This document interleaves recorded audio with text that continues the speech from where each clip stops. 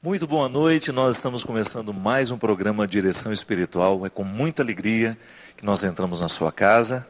Pedimos licença para ter essa oportunidade de chegar até o seu coração, o coração da sua família. Uma oportunidade que nós encaramos com muita responsabilidade, porque nós sabemos que são muitas as pessoas que colocam confiança naquilo que a gente diz. É por isso que nós estamos correndo atrás cada vez mais para ter uma qualidade para oferecer. Como nós prometemos na semana retrasada, o Padre Joãozinho está aqui para fazer conosco mais um programa, que com certeza são muitos os e-mails que chegam nos parabenizando, nos agradecendo quando nós temos a oportunidade de ter a presença do Padre aqui conosco. Lembrando que você pode participar do programa hoje, ligando para o telefone 0 operadora 12 31 86 2600 e também mandando o seu SMS para as letras CN, e enviando a sua mensagem para o número 49400. Você pode mandar, inclusive, questões para o Padre Joãozinho, porque de vez em quando nós queremos tê-lo também participando do programa Direção Espiritual. E, aliás, da participação a gente até pensou no outro programa, não é isso, Padre? Boa noite, muito obrigado pela sua presença. Fazendo a ideia do programa ao vivo. Ô Fábio, também queria aproveitar, nós nem tínhamos combinado isso, mas nesse tempo intensamente vocacional, eu queria deixar um número de telefone aqui, para se alguém sentir um apelo vocacional durante o programa, pode ligar que vai ter alguém atendendo lá no convento. Agora, nesse momento, pode ligar. E não tem problema de ligar mais à noite. Não. Os padres aqui, se for questão de vocação, não é?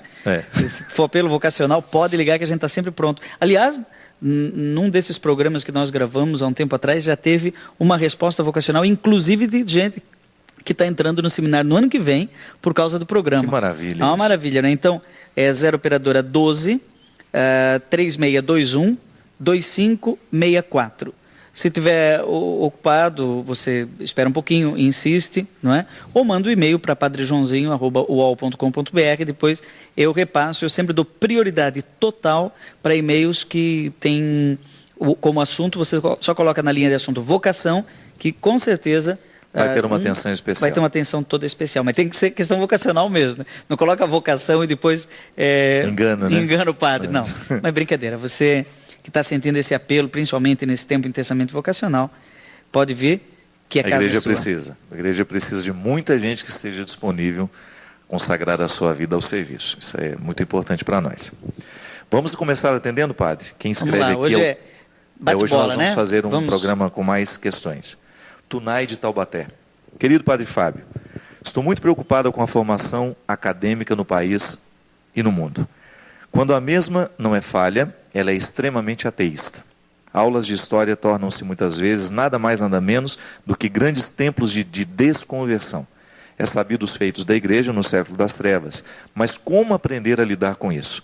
Como redigir uma argumentação que não seja extremamente conservadora e dura, mas que seja eficaz na defesa da crença? Na defesa da crença, sei que a fé é o principal ponto de apoio, porém muitas vezes perdemos a credibilidade frente aos outros. Muito obrigado pela atenção e um grande abraço. Não escondeu o sol com a peneira, o tempo era outro, não é tempo das trevas, a Idade Média é um tempo de luz. Não é? O meu orientador do doutorado na USP, o Jean Lauan, é um especialista em Idade Média, um medievalista, na USP, não tem nada a ver com faculdade de teologia católica, não, ele é doutor em educação. E, aliás, um homem muito instruído, né? Tem muito instruído, uma carga de conhecimento fantástica. Enfim, ninguém duvida de falar diversos idiomas, conhece Tomás de Aquino de trás para frente e frente para trás, em latim, e fala árabe, é também especialista em literatura árabe e outras coisas.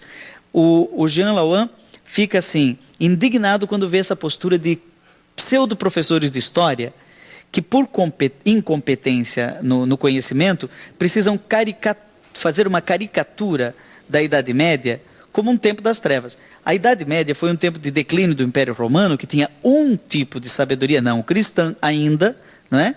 E a entrada dos bárbaros.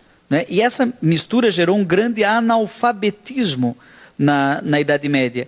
E a igreja teve um trabalho interessantíssimo, principalmente os mosteiros, de alfabetização dos bárbaros, que gerou hoje a Europa. Né? Por isso que São Bento, o pai do monaquismo ocidental, dos beneditinos, né? São Bento, é patrono da Europa. Os beneditinos tiveram um trabalho intenso de preservação da cultura nos mosteiros, diante da barbárie que estava acontecendo, né? E essa barbárie não era cristã, eram povos vikings, eram povos normandos, eslavos, que foram vindo para dentro da Europa, conquistando o território, conquistando o território e trazendo a sua barbárie. Eram analfabetos. E houve um grande processo de alfabetização, de pedagogia. A pedagogia moderna nasce ali, a Didacta Magna, é dali, é do tempo que está dizendo tempo das trevas, é um tempo de luz. Então, se fizer justiça ao trabalho de monges na Idade Média, vai se descobrir que esse tempo foi um tempo de construção do tempo moderno. Foi uma antecipação do século, dito século das luzes, século XIX, né? Diz-se que o século XIX foi o século das luzes. Por quê? Porque se inventou a energia elétrica, ou porque se inventou a máquina a vapor, porque houve a revolução industrial, mas e a revolução comercial? E o processo de urbanização, no qual os mosteiros tiveram grande importância? Quem inventou a cerveja? Já deve ter sido um pagão, um ateu? Não, foram os monges. na Alemanha, né? E às vezes, padre, prevalece também aquela coisa de que é como se a pessoa fosse um pouco menos inteligente quando ela diz que crê em Deus, né? Isso às vezes dentro das universidades acontece muito. Eu vi dentro do contexto da filosofia, quando eu estudava filosofia, quando eu fiz a faculdade, o ateísmo era uma coisa que parecia sofisticada, né? Ele é mais inteligente do que todo mundo porque ele é ateu, né? E às vezes tem um pouco essa impressão, né? Eu conheço né? bem essa história dos ateus. Que a fé é uma segunda grandeza, né? Eu conheço bem essa história dos ateus. Meu tio, de saudosa memória, que eu chamava de Tutu, desde criança, tio Rufino, era professor de História na Universidade Federal de Florianópolis e se declarou a vida inteira ateu, claro. Professor de História na Universidade Federal, tinha que ser ateu, era chique ser ateu, era chique. E ele costumava dizer, eu sou ateu, graças a Deus. Quando ele foi fazer a sua cirurgia de carótida que o levou à morte, ele olhou para a filha, que também não tinha uma religião muito definida, e disse assim, por favor, reza por mim. Quer dizer, na hora do medo, aí a fé vem. Eu nunca vi um ateu diante da morte. Mesmo no leito de morte, o ateu vira... Eu acho muito interessante, porque você deve ter tido contato com a obra dele, o Joseph Campbell, né? Que é um grande especialista em mitologia, né? E ele foi um homem também muito cético ao longo de toda a vida dele. Mas o que era interessante? Ele tinha dificuldade de crer em Deus, mas em nenhum momento ele desprezava a força do discurso religioso. E muito pelo contrário, ele investigou esse discurso religioso. E segundo os relatos da própria esposa, né, ele morreu muito sensível à fé. Morreu acreditando. E às vezes o que a gente percebe é que dentro das universidades, esses céticos exercem esse ceticismo com muita arrogância. É como se a fé fosse um discurso de segunda grandeza, como se acreditar em Deus fosse uma bobagem. Mas muitas vezes ele não acredita no Deus que ele próprio... No outro programa você falou que algumas pessoas fazem Deus, criam um Deus à sua imagem e semelhança. O meu tio tinha um Deus à imagem e semelhança dele, que era um Deus no qual eu também não creio. Há muitos ateus que eu conheço, que quando começam a falar da imagem de Deus que eles têm, eu também sou ateu. É verdade. Eu falo assim, desse teu Deus... Não merece nem respeito, né? Eu sou ateu. Não acredito nessa imagem de Deus. O Queiruga tem uma reflexão muito interessante no livro dele, do Terror de Isaac, ao Abade Jesus, ele fala justamente isso. Ele diz que o que faz crescer o ateísmo no mundo são as caricaturas do sagrado. Quando nós começamos a construir uma imagem de Deus, que aquele Deus ele é pior do que nós. Então, um Deus que mata as crianças, um Deus que manda, que distribui o câncer no mundo, que distribui os acidentes, né? Quando essas pessoas têm essa... Que joga dados, como diria Einstein, né? Que tudo que é ruim é vontade de Deus no mundo, então realmente esse Deus não merece nem o nosso respeito. E ele diz que cada vez que nós criamos uma caricatura do sagrado, nós estamos motivando e fomentando a força do ateísmo no mundo. Agora é muito gostoso discutir com um professor de história, por exemplo, de história civil, história da Idade Média, história antiga, quando ele tem um conhecimento profundo. O problema é o professor que quase sabe. Professor de cursinho pré-vestibular, que tem que fazer um show, não é? Cheio de caricaturas de história também. Então ele faz uma caricatura da igreja, ele simplifica, e toda a simplificação acaba sendo medíocre. Né? Ele carrega nas cores, não tem meio tom.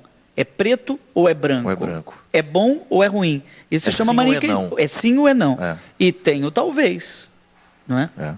E às vezes, e dentro você que é estudante, você vai enfrentar esse tipo de situação.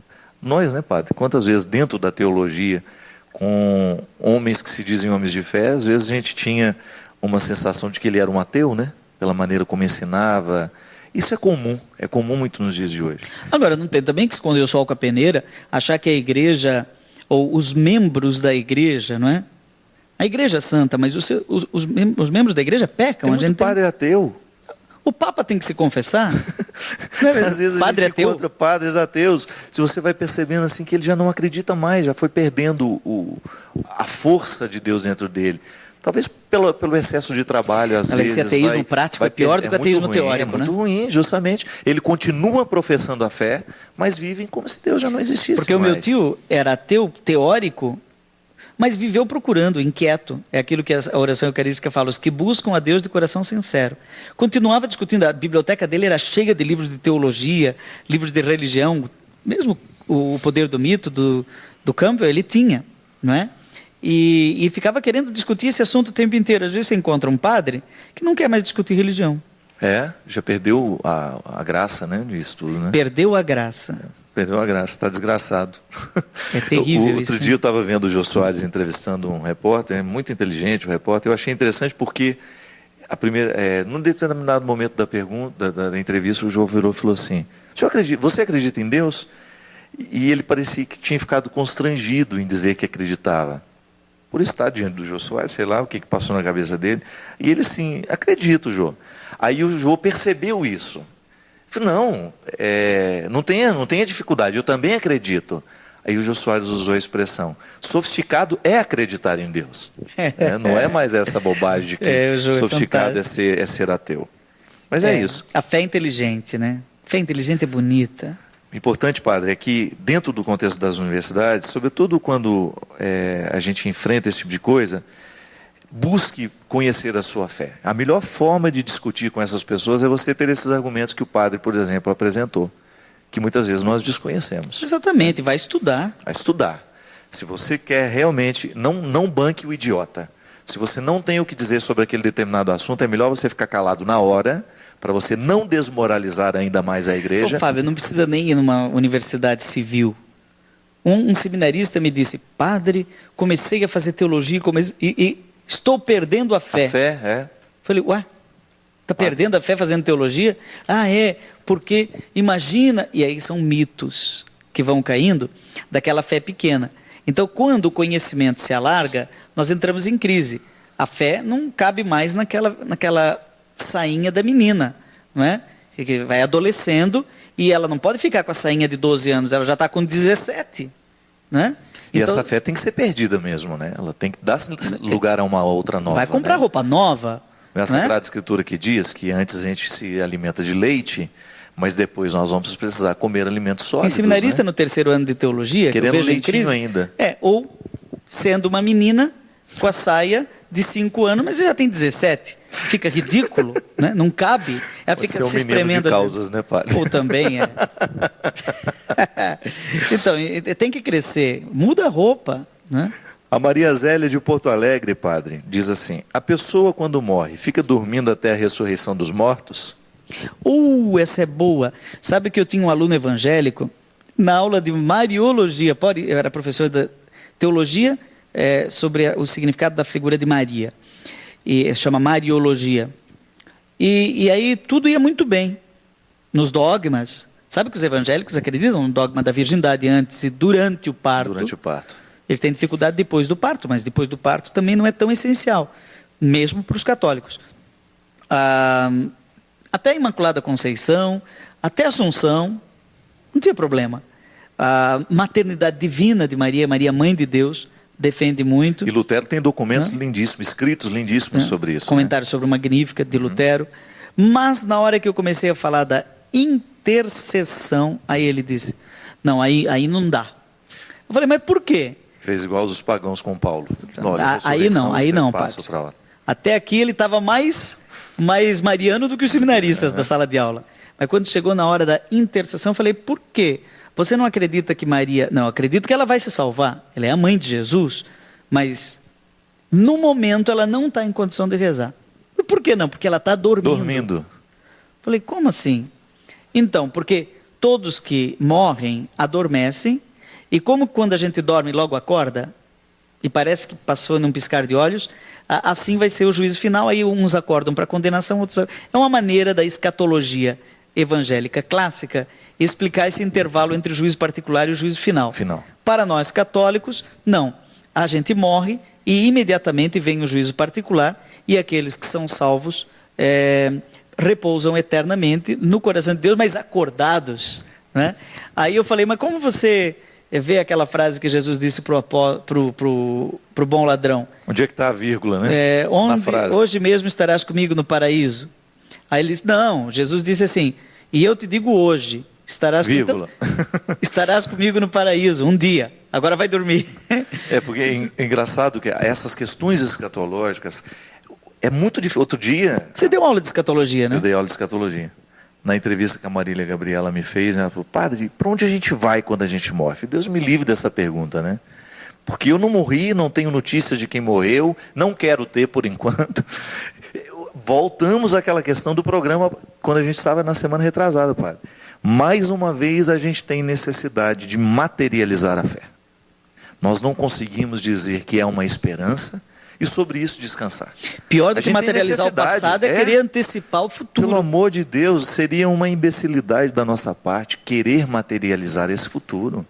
Perde a graça. Para onde eu vou quando eu morrer, eu não sei. Eu também me alimento de esperanças. Fábio, você olha a sua agenda às vezes. Eu estava olhando esses dias a sua agenda de show.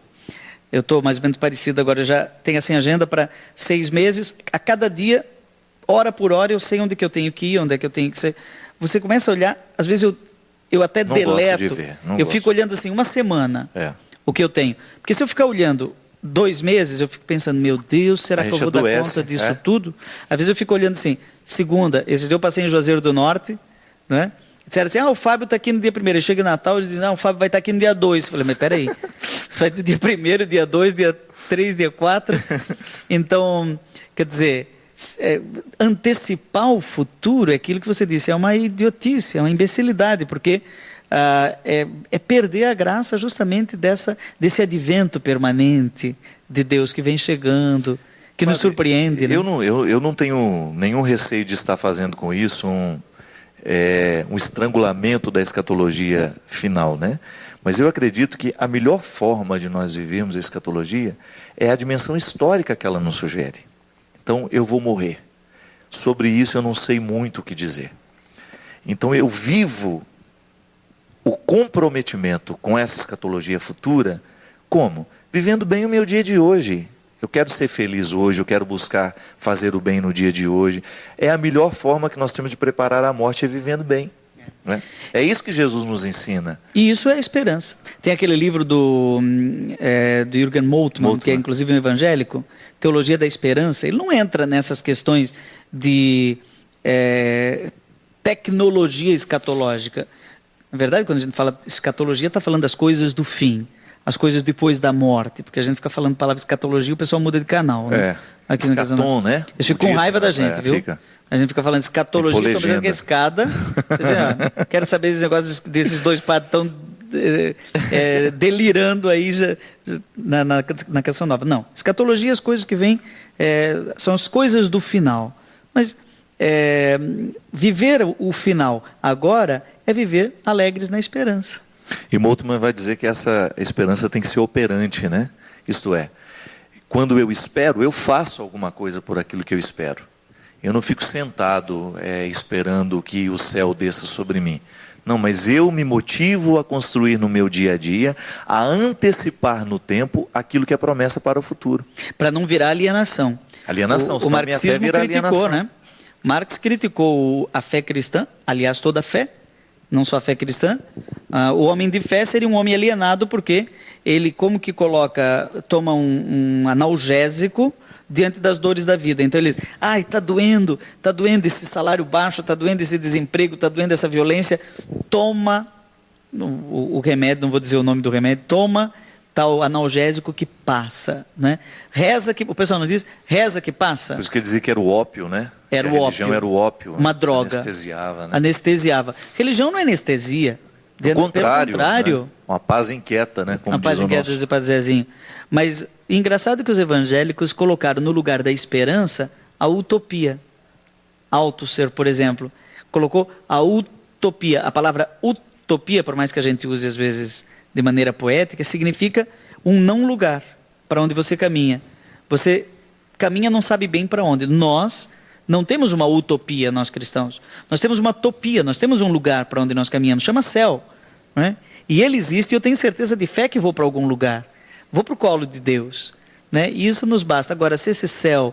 Fica fazendo o loteamento dele, né? Onde é que eu vou morar, se eu vou ficar na esquina, se eu vou ficar de fundo, pelo amor de Deus. Né? Já houve outros tempos que a teologia criou o limbo, né? O limbo era o seguinte, criancinha não nasceu, morreu antes de nascer. Ser batizada. Não foi batizada. O batismo é necessário para a salvação. Ela foi para o céu ou para o inferno? Ah, não foi para o inferno, imagina uma criancinha. Ah, mas tinha pecado original. Ah, então não pode ter ido para o céu. Aí o teólogo que não quer... Não deu tempo de batizar. O teólogo não quer dizer nem que foi para o céu, nem que foi para o inferno, porque não dá para dizer. Cria um terceiro lugar. Cria um lugar inexistente. Isso é uma utopia, né? Um lugar não lugar. E diz, a criança, ao invés dele dizer não sei, que seria mais honesto. Ele diz assim, ela foi para onde? Ela foi para o limbo.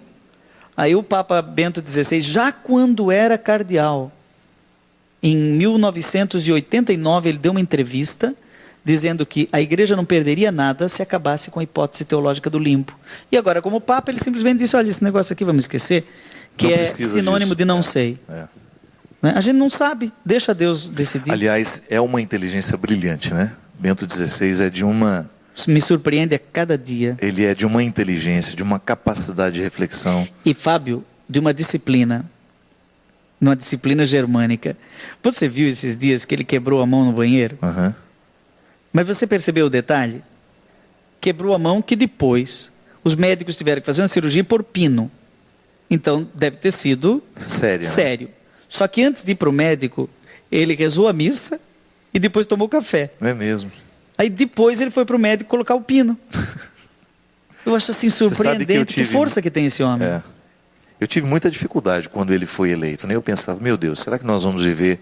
Tinha um medo de um retrocesso, né? De algumas questões que João Paulo II tinha avançado, mas eu vejo que ele tem conduzido com muita cautela, né? Muita cautela, muita... O Bento XVI é o terror dos extremos, dos extremamente reacionários, revolucionários e dos extremamente conservadores. É um homem equilibrado, né? É um homem equilibrado. Um equilíbrio. Padre, o Marcos de Bela Vista, interior do Mato Grosso do Sul. Padre Fábio, gostaria de saber sobre o batismo no Espírito Santo e o dom de orar em línguas estranhas. Este dom deve ser exercitado em público, mesmo quando ninguém as interprete? Depende, aí são duas questões. De perguntar ao Padre Joãozinho, porque ele é um especialista em teologia da libertação, mas é também um especialista em renovação carismática. Ele é um homem que conheceu dois assuntos que dariam pano para manga, mas ele pegou... E muito inteligente a questão dele, porque é bíblico, né? Como é o nome dele? O Marcos. Marcos. Lá de Bela Vista. A questão do batismo no Espírito, eu não vou fazer um discurso longo, vou fazer um discurso breve. O batismo no Espírito é um desdobramento do batismo sacramental. Porque muita gente pensa que eu sou batizado. Não. Eu comecei a ser batizado no batismo e eu sou um batizando, não um batizado. Porque o batismo é dinâmico. E cada vez semente, né, padre? É uma semente. Se não é cuidada... Porque eu vou sendo... Paulo diz assim, que está crescendo em mim a estatura de Cristo. Ele fala a profundidade, a largura, a altitude. Cristo, até ele se tornar tudo em mim, até eu poder dizer assim, já não sou eu que vivo, é Cristo que vive em mim, então eu sou totalmente batizado. No céu, não é? No céu, quando Cristo for tudo em todos. Lá o batismo será pleno. Enquanto eu estou aqui, eu estou passando por um processo batismal. Por isso que a palavra batismo significa mergulho em grego, batismoi. Então eu mergulhei e cada vez vou para águas mais profundas. É bonito quando você assiste um programa aqui em Direção Espiritual, quando você lê um livro, quando você participa de um retiro, você vai mergulhando, né? Escuta um disco, você vai mergulhando em águas mais profundas, até que Cristo seja tudo em você. Cada vez que você dá um mergulho mais fundo, é um batismo no Espírito. Por isso, o batismo no Espírito não é um batismo no Espírito, é todo dia. E esse é um processo que às vezes dentro da renovação carismática as pessoas têm, né? Que acha que a pessoa foi batizada no Espírito naquele dia. Não. Ela pode ter vivido várias outras experiências de batismo no Espírito, mas algumas manifestações, como orar em línguas, aconteceu somente naquele dia. Por isso que algumas pessoas preferem outras expressões ao invés de batismo no Espírito, que signifiquem melhor um determinado momento de tomada de consciência do próprio batismo, não é? De desdobramento do próprio batismo. Como se alguém participasse de um retiro com você, Fábio, e no final cai como que escamas dos olhos e ele diz: agora eu estou entendendo melhor. Estou entendendo isso. Nesse momento caiu a ficha. Isso seria batismo no Espírito. Agora veja bem, o dito dom de línguas, é alguma coisa muito profunda. É interessante um texto de Santo Agostinho, que na época dele era muito comum a glossolalia, né? Até no século IV, século V, o canto gregoriano era canto em línguas. Não era um problema, né? Era nas comunidades gregas, era um gênero literário. Né? Era quase que uma regra dentro da igreja. Mas nas comunidades gregas, né? Não nas comunidades romanas, latinas, nem nas comunidades judaicas. Por exemplo, em Jerusalém não se rezava nem cantava em línguas. Aquele dom de línguas de Atos dos Apóstolos, lá do dia de Pentecostes, é um paralelo com a Torre de Babel. Na Torre de Babel confundiu as línguas, em Pentecostes, quer dizer, os homens quiseram subir e se confundiram. Em Pentecostes Deus desceu e a harmonia aconteceu, todo mundo se entende. Mas Agostinho diz assim, que se eu não tenho mais o que dizer para Deus, porque a minha inteligência acabou, eu não sei dizer para Ele o que Ele é, vou dizer, eu te louvo, Senhor, mas acabou, não tenho mais palavras, mas eu ainda tenho um grande desejo interior de louvar, mas não sei mais o que dizer. O que eu posso fazer? E então ele diz, jubilar. E ele chama esse dom, esse murmúrio de amor em prece, ele chama de jubilatio. Né? É quando não tem mais o que dizer, eu murmuro. O padre Zezinho e eu temos longos debates sobre o dom de línguas. E um dia, dando uma palestra, perguntaram para ele, eu e ele estávamos dando uma palestra junto, perguntaram para ele o que era o dom de línguas. Ele disse, isso aqui é assunto para o Joãozinho, que é meio carismático. Aí eu falei, olha, uma vez um padre jovem, ainda não tinha muita prática, e resolveu fazer uma música de Maria. E começou a Maria de Nazaré, Maria me cativou, fez mais forte. Aí ele ficou esperto, né? Ele está assistindo esse programa, que ele é o maior ouvinte da Canção Nova, mais assíduo, mais fiel. E aí ele começou a cantar, mas só que chegou no refrão, Fábio, eu estava contando, ele não tinha mais o que dizer, ele já tinha dito tudo. Maria de Nazaré, fantástica essa música. Aí, ao invés de rezar, cantar assim, Ave Maria, originalmente, a primeira gravação foi assim,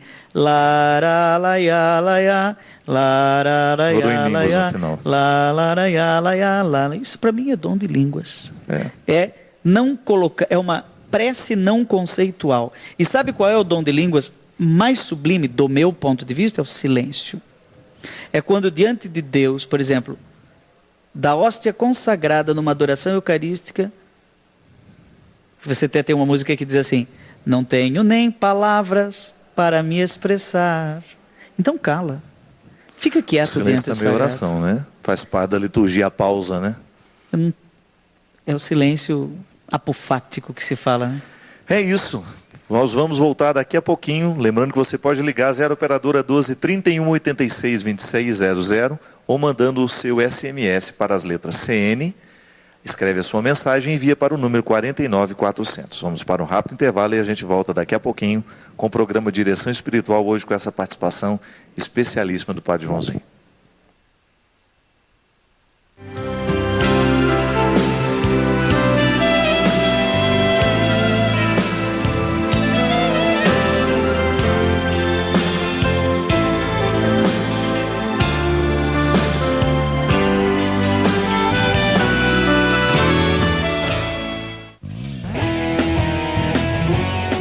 Alô, meus amigos de São Paulo e região, quero aproveitar a oportunidade para convidar todos vocês para no dia 16 de agosto, nós estarmos juntos lá na Praça Campo de Bagatelle para o grande evento São Paulo em Missão.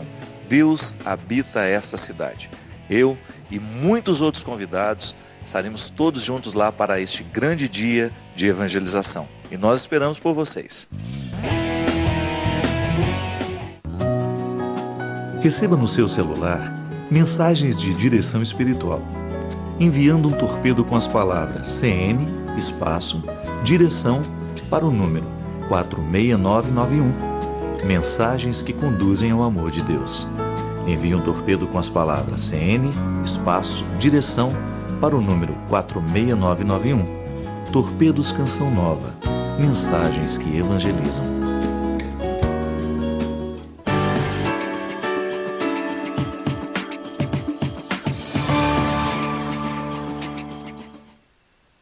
Eu quero dizer que nós chegamos ao 100%.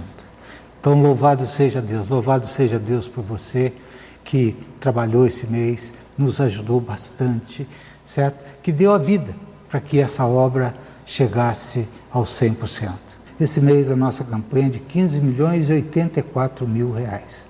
É alguma diferençazinha de alguma coisa, não crescemos, estamos mantendo, tudo é para a evangelização. Deus, Ele não é vaidoso, mas Ele é muito importante. Então, quando você tira o primeiro que você tem e dá para Deus, dá essa oferenda a Deus, Deus fica muito grato, porque Ele está sendo lembrado em primeiro lugar. Vamos dar em primeiro lugar para Deus, em tudo, nossa oração, nosso dizer, certo? Nosso trabalho, certo? Nossa família, tudo primeiro nós vamos dar para Deus, inclusive as nossas doações. Deus lhe pague, e feliz mês de agosto, para mim e para vocês.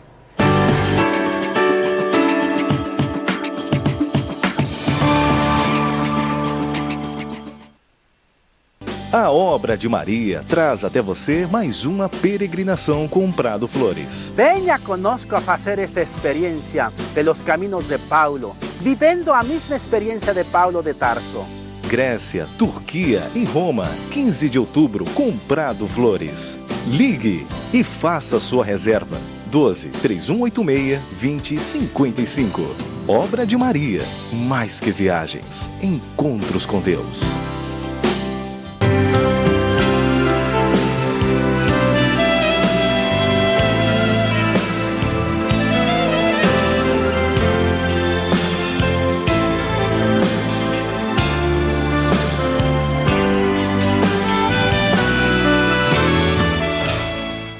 Estamos de volta com o programa Direção Espiritual. Obrigado você que está ligando, você que está participando conosco. Esse programa hoje que está tendo a participação especial do Padre Joãozinho, e como nós já estávamos dizendo no início, nós estamos com uma ideia de apresentar um projeto A Canção Nova para a gente ter um programa, para a gente falar de teologia, Padre, isso é importante. Falar de uma maneira leve, através da própria participação das pessoas. Teologia trocada em miúdos, né? Trocada em miúdos. A gente pegar um livro, falar um pouquinho sobre aquele livro. Convida alguém para vir ajudar a gente. Justamente, por exemplo, alguém. Convidar o Padre Mariano na hora que vai falar de Bíblia. Imagina, que riqueza. Porque tem saberes que ultrapassam o nosso conhecimento, justamente. Não é? E são a gente técnicos. Ter essa quem vive o dia inteiro ali pesquisando, estando diretamente ligado àquele conteúdo, né? Nós temos uma professora na Faculdade Deuniana de História da Igreja, chama Maria Angélica, na sua idade, estudou em Roma, tudo, uma mulher casada ali de Mogi das Cruzes. E a gente falava no bloco anterior sobre história da igreja medieval. Já pensou ter uma professora de história da igreja mesmo? E através de assuntos práticos, né? Isso é que é o bom, quando a gente percebe que a teologia, ela se aplica ao cotidiano. Viver a fé, viver essa dinâmica do conhecimento das verdades sobre Deus, é também a gente ter no dia a dia assim, questões que a gente esbarra. Não, isso é teologia, esse assunto é teológico, né? Essa realidade é teológica. E nada melhor do que o teólogo para nos ajudar teólogo a profissional, compreender isso. Né? Padre, vamos falar aí deste evento que vai acontecer. Aproveita a presença do Padre Joãozinho, que também era um grande amigo do Padre Léo. Pois é, dia 7 de agosto, não sei se eu vou estar por lá. Pois é, a comunidade Betânia vai realizar o primeiro show Amigos do Padre Léo, que será em prol da comunidade Betânia, que vai acontecer no dia 7 de agosto, às 20 horas, no Teatro da Man. com a presença do diácono Nelsinho Correia, padre André Luna, a Eliana Ribeiro e o Dunga. Colocaram a cruz dele mesmo aqui, né? Tá bonito isso daí. Pena que eu não terei condições de ir, eu já tenho um evento nesse dia, mas iria com muito prazer. Mas quero ajudar a comunidade de Betânia também. A gente tem pedido muito, padre, eles estão passando muitas dificuldades. É natural, né? O Léo tinha um carisma muito, muito específico, e não é fácil substituir o Léo em todos os aspectos, né? Por mais que o padre Vicente se desdobre, o Léo, ele tinha uma abrangência muito grande com o trabalho dele. Então a gente tem pedido muita ajuda mesmo para que a comunidade de Betânia possa continuar sobrevivendo. Agora é bonito esse trabalho da Canção Nova de manter viva não só a memória, mas a palavra evangelizadora do Léo. Esses dias uma pessoa me disse que tinha se convertido por causa do Léo, e o detalhe, lá de Olinda, em Recife, ela me disse que assistiu pela Canção Nova muitas palestras desse padre, e soube que eu conhecia o padre, e perguntou onde que ele morava, que ela queria conhecer ele. Ela não sabia que ele já tinha morrido. Já tinha morrido. E aí eu tive que dizer, olha, eu sinto que já faz um ano que ele faleceu. Você sabe que esse ano o Léo e eu faríamos 25 anos, eu farei e ele faz no céu, fazemos 25 anos de vida religiosa. É mesmo? 25 de fevereiro, completamos 25 anos. Nós fizemos os votos no dia 25 de fevereiro de 1984, lá em Jaraguá do Sul. Eu me lembro quando vim aqui, primeira vez como seminarista, encontrei você e ele como fráteres aqui no convento. Padre, este livro, A Cabana, gerou uma infinidade de e-mails, não foi? Uma infinidade de e-mails de pessoas que entraram em contato, querendo que a gente pudesse dar uma palavra sobre o que a gente acha sobre ele. Finalmente eu consegui ler o livro, porque eu estava viajando muito e ele não estava como uma prioridade nas minhas leituras. Eu fiz a leitura tem 1 mês e meio que eu terminei, e as pessoas têm perguntado muito. O senhor conhece a obra? Sim, eu não li, mas eu conheço muitas pessoas que leram, e cada uma me deu a sua versão do livro, e muita gente por onde eu passo me pergunta, você já leu A Cabana? E com certeza está agora na lista dos que eu vou ler nas próximas semanas, né? Até porque é um livro, é um romance, não é? É uma história, na verdade, para quem não leu, é um senhor que perde uma filha dentro de um acampamento, né? De maneira muito brutal. Muito brutal, uma menina. Uma menina foi assassinada, ela foi sequestrada, foi assassinada, e ele nunca mais conseguiu encontrar o corpo. Só apenas teve vestígios de que houve realmente o assassinato, e isso se derrama sobre a casa dele. Este acontecimento destrói mesmo e parece que ele encontra o vestidinho numa cabana, né? Uma cabana. O vestidinho da filha é encontrado numa cabana. E ele vive uma grande tristeza, é um processo muito doloroso para ele, a família, a mulher dele consegue superar um pouco melhor a história, mas ele não, porque ele já tinha uma história muito difícil com Deus. Ele era um homem crente no momento em que isso aconteceu, mas ele tinha uma dificuldade muito grande de acreditar em Deus, sobretudo por causa dos maltratos que ele viveu com o pai. O pai foi muito duro na vida dele. E ele tinha dificuldade com essa expressão, Deus é pai. Quando ele pensava Deus é pai, ele pensava imediatamente no que o pai havia feito com ele. Mas aí eis que chega um momento que ele recebe um bilhete de alguém o convidando para voltar à cabana, no lugar onde a filha foi assassinada. E aí começa toda uma história bonita que quem vai ler vai ter. Vamos contar o fim do livro também. O fim do livro, agora, nesse encontro, na cabana, então, onde ele encontrou uma cena de horror, que é o vestido manchado de sangue da própria filha, parece que ele encontra, então, uma senhora, não é? Ele dorme, né? Depois ele dorme dentro dessa cabana, acontece alguma coisa lá, ele dorme. E quando ele acorda, ou ele entra dentro de uma dimensão de sonho, não é o mais importante, né? Se ele sonhou aquilo ou se realmente aconteceu, ele se encontra com 3 pessoas que vão se dando aos poucos ao conhecimento dele. Que a primeira é uma negra, uma senhora, né? Que comanda a casa. E depois, aos poucos, o autor vai configurando essas pessoas como cada uma das pessoas da Trindade. Só que há um detalhe interessante. O pai não é um pai, é uma mãe. O papai, como ele chama, é uma mulher. E aí ele começa a fazer uma experiência muito bonita com essa Trindade. E negra, né? E negra, justamente. Ele começa a viver uma reconstrução do acontecimento. Ele começa tocar naquela dor, mas orientado pelos três. Isso que é o muito bonito do livro. E a questão é como apresenta essa trindade. Talvez as pessoas fiquem um pouco assim, porque foge muito dessa... Então o papai é a mulher negra. É uma mulher negra. E o outro? O filho no caso, Cristo, ele é um rapaz muito simpático, muito gentil, com quem ele tem muita facilidade de se relacionar, o rapaz. E a terceira pessoa? E a terceira pessoa é uma outra mulher, muito ágil, que planta os jardins. Ela é a responsável pelo plantio dos jardins, ela que cuida de tudo. E é o Espírito. A mulherada domina aí nessa trindade. As mulheres dominam na cabana. Então talvez seja na cabana, as mulheres dominam na cabana. Talvez seja por isso que muita gente tenha ficado intrigado, porque não é uma construção clássica da trindade. Não mostra a trindade como muitas vezes. Mas extremamente bem fundamentada, porque a figura do pai no Antigo Testamento de misericórdia tem feições femininas claríssimas, não é? Enquanto ele dá colo, ele tem útero. O Deus do Antigo Testamento tem útero.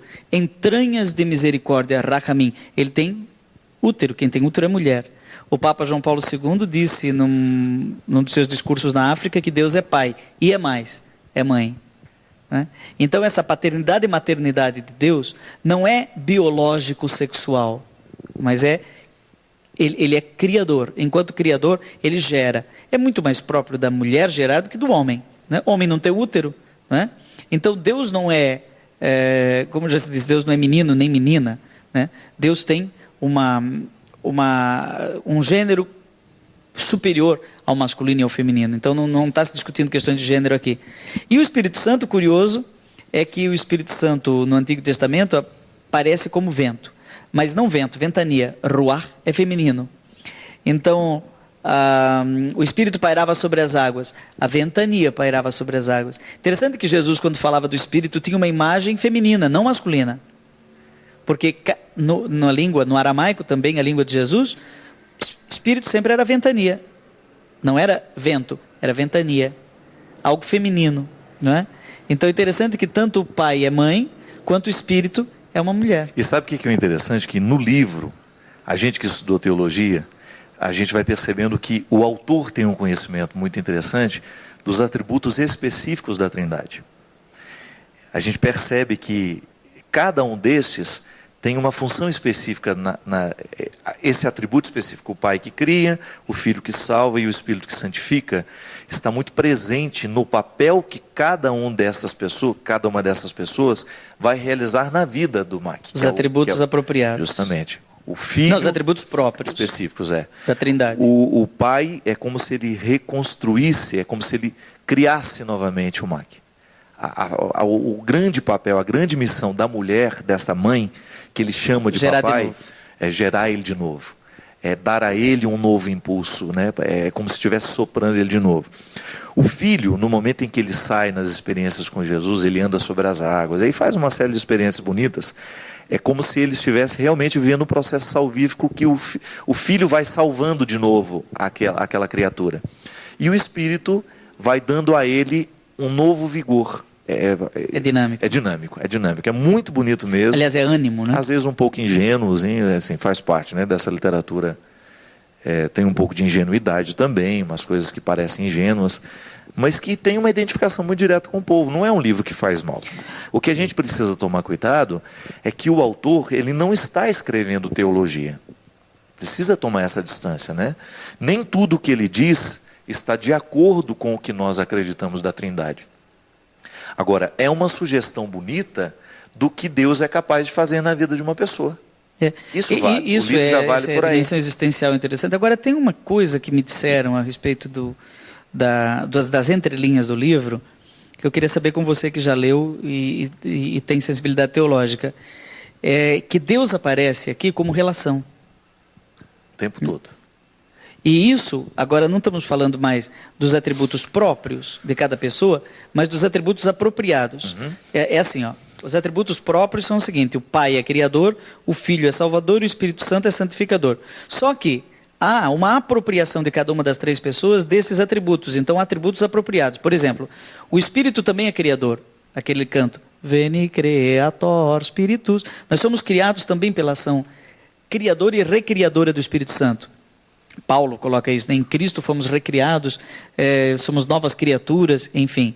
O Pai santifica, o Pai salva, então são atributos apropriados, porque a Trindade é um conjunto de relações. E falar de relação em Deus, Santo Agostinho dizia que o Pai só é Pai porque tem Filho. O Filho só é Filho porque tem Pai. E a relação que torna possível o Pai ser Pai e o Filho ser Filho é o Espírito, que é relacionalidade pura. Então, quando se fala de pessoa, não está se falando de indivíduo. Na Trindade, nós não temos 3 indivíduos que moram como que no 7º andar de um prédio qualquer, cada um com seu apartamento, não é? Individualmente situado. Às vezes, certas formas de rezar e de tratar a Trindade em nome do Pai, em nome do Filho, em nome do Espírito Santo, tome cuidado, porque essa individuação das pessoas da Trindade pode nos tornar triteístas, não é?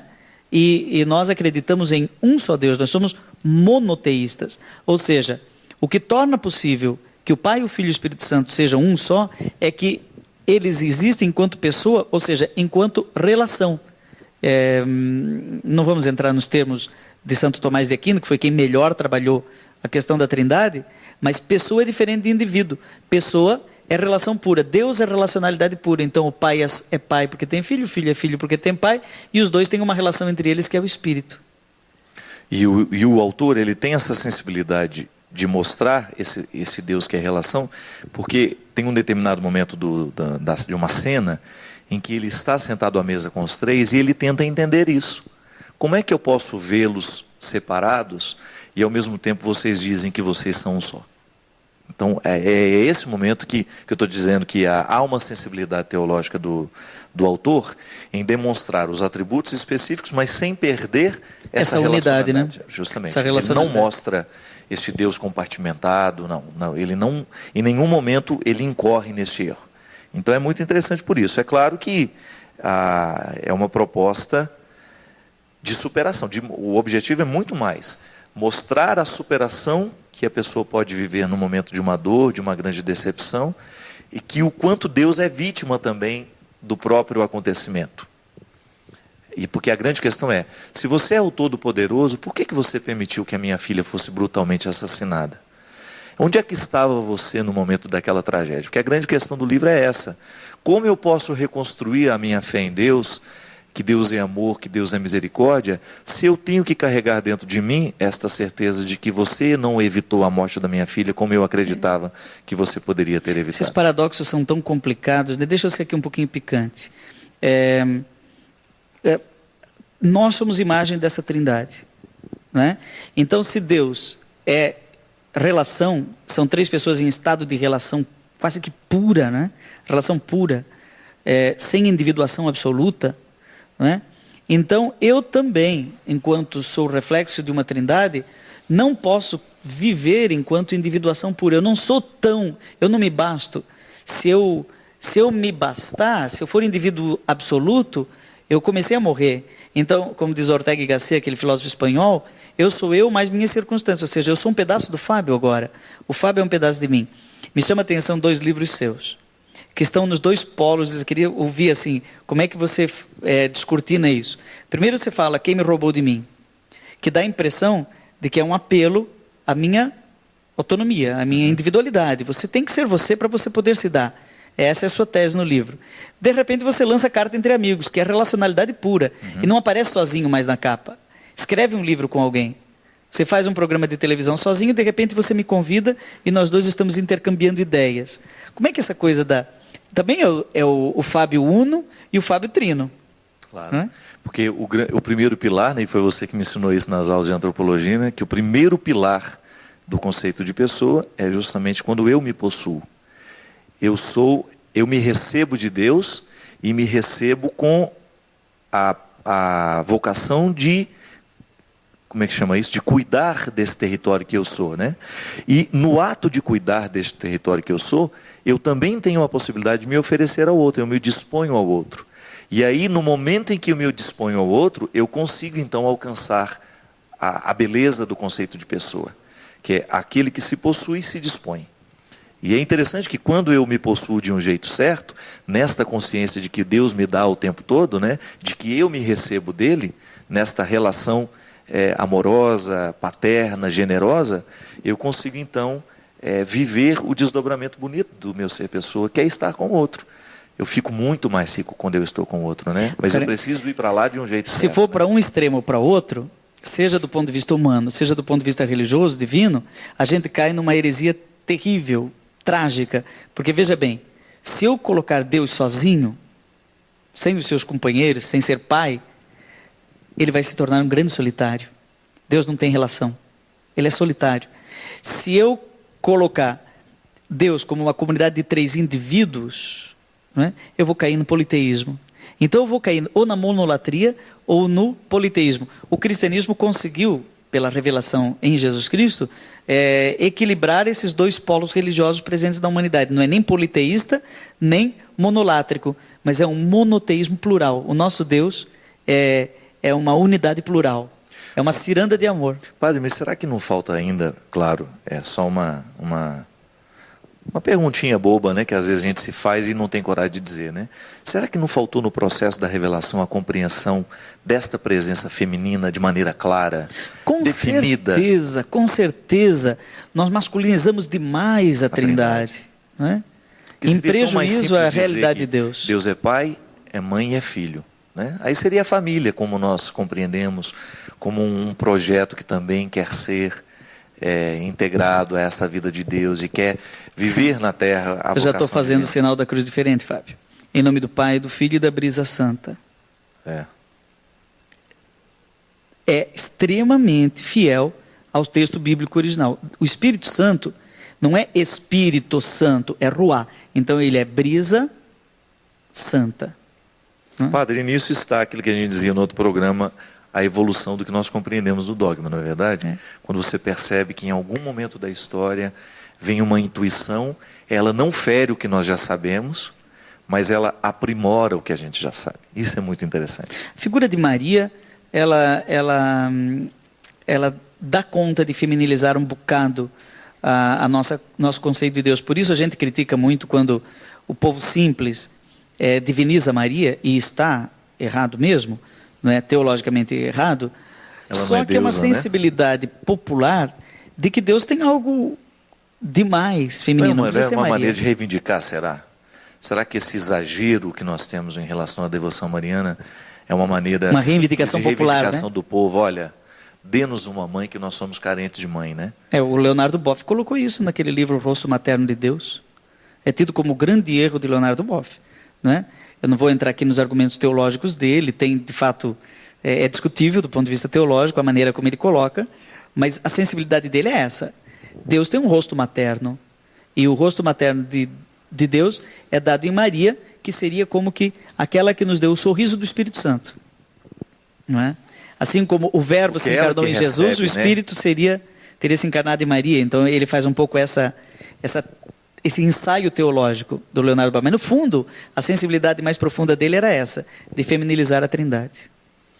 É isso. Fomos longe nessa história. A gente tem que fazer o nosso café teológico, Fábio. Logo. Às 2h, para que ninguém tenha o perigo de assistir a gente às 11. Ô padre, aqui uma questão muito simples, mas que a gente precisa esclarecer. Padre Fábio, é pecado se eu levar a hóstia consagrada para casa e dá-la a um ente querido, ele que está em grave enfermidade?